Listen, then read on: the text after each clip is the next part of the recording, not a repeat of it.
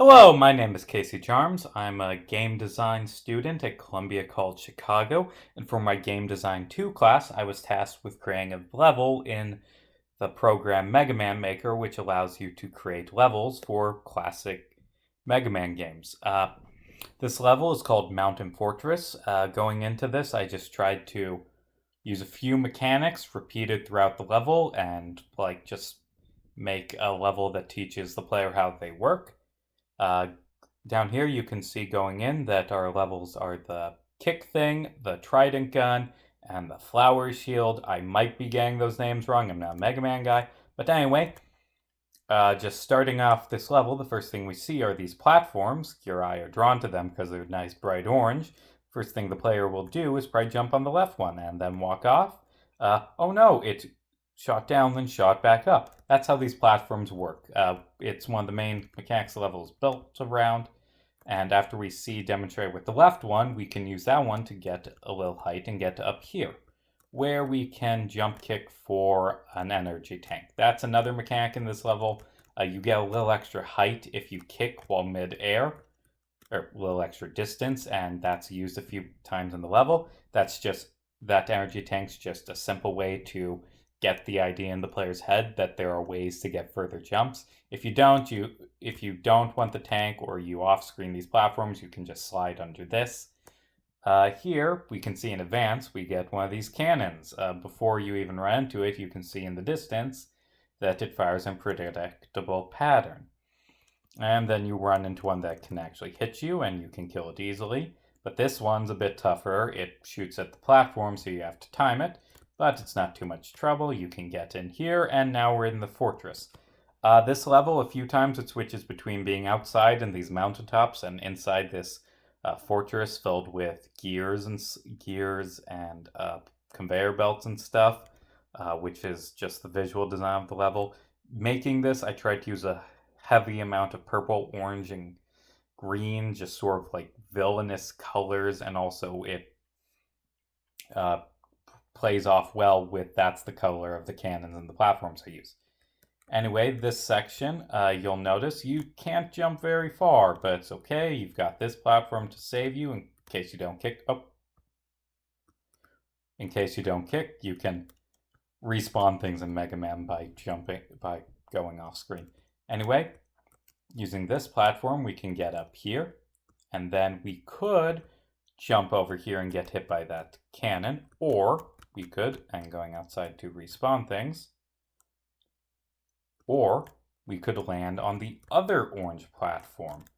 And you'll notice that you can use the platforms to destroy the cannons, which is something funny that I discovered while building this level that gets used a few times. Anyway, this level you can either go downwards and fight off cannons, or you can carefully platform above. I'm going to do the latter because it's quicker and I'm on a time limit. Coming in here, we get shown a conveyor belt, which will automatically make you dodge this purple cannon, but it introduces conveyor belts in this level. This room re-shows them, but a bit more difficult. And then we're outside again, and we get to our first checkpoint. Here we have a bunch of these orange platforms that raise up, and we can use them to climb. There's extra ones in case we, I don't know, get knocked down by that cannon. But you use them to climb up here, and you can get through this cannon either by taking damage, kicking through it, or popping it with the trident. And here, this is something that I really like how it worked out. When adjusting things to make sure the level worked. Basically, this cannon does not spawn until you get to this specific space. And in this specific space, its bouncy red balls can't hurt you. So this safely teaches you how the cannon works. I'm going to switch to the flower shield, which absorbs projectiles. Use it to get through this. Here we can see that there's an energy tank here, and we can get to it by sliding. And there are a lot of collectible energy tanks in this level, which are useful to pick up, just so you can heal during the boss fight. I'm actually going to use one now. I should have popped those using the trident. Here we can see above, after we've been taught how the green cannons work on the ground, just a whole bunch of them.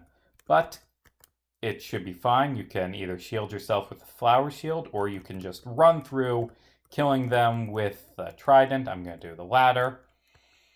Some platforms to get up. This room, there are a bunch of cannons shooting at you, and you can go to the right to the... You can die, and then have to quickly get back to where you were, because you actually died at a trap in your own level. Because competence. But yeah, you can like try... I'll shut up until I get back there. This level has a lot of checkpoints. It's not a big deal that you died, or that I died. You can either go to the right to the checkpoint, or you can try and fight through these cannons and get to this secret room. Oh my god,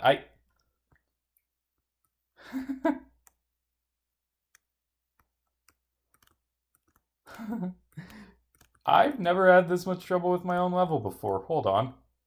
In fact, I think I'm just gonna go for the safe route and not have to deal with those spikes and cannons, instead of going for the prize. Because time limit, and also I'm feeling kind of embarrassed. But yeah, checkpoint, and we're outside again. Again, you can't make this jump without kicking. This is just finally hammering in before you have the spike jump that you can't get over. You need to use the kick to extend your jumps. There we go.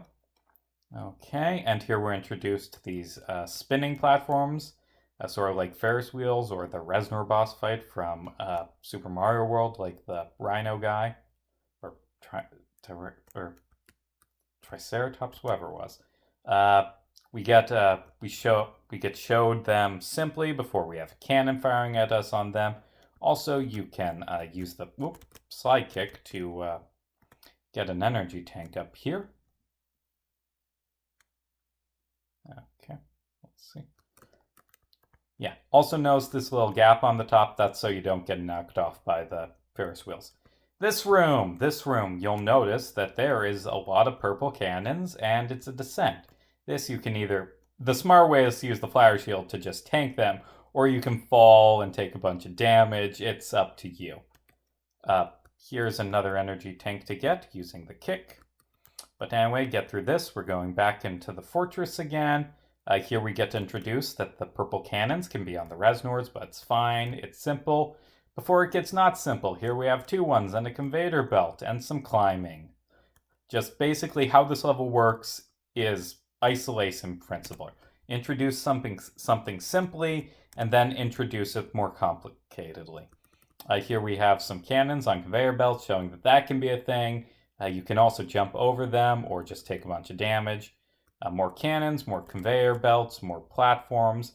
Once again, you can get over part of the level by careful jumping, or you can try and tank it and run through.